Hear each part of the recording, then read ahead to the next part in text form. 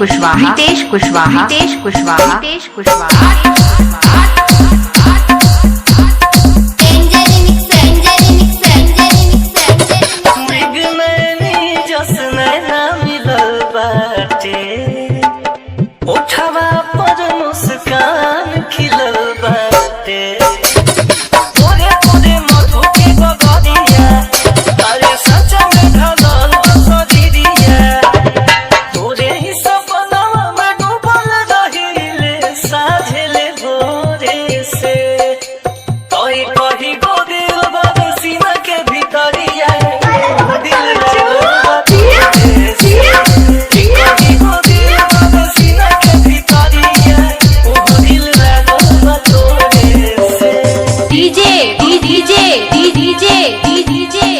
हितेश कुशवाहा, हितेश कुशवाहा, हितेश कुशवाहा, हितेश कुशवाहा।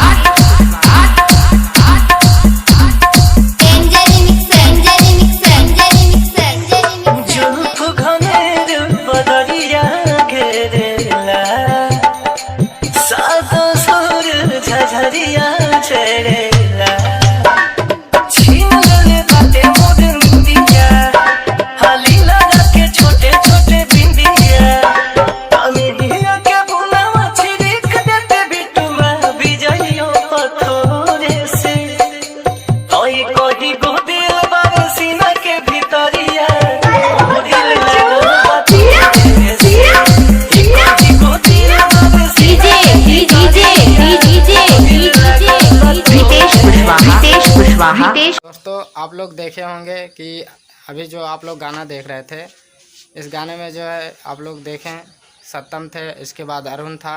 अभी जो है अरुण हमारे पास नहीं है।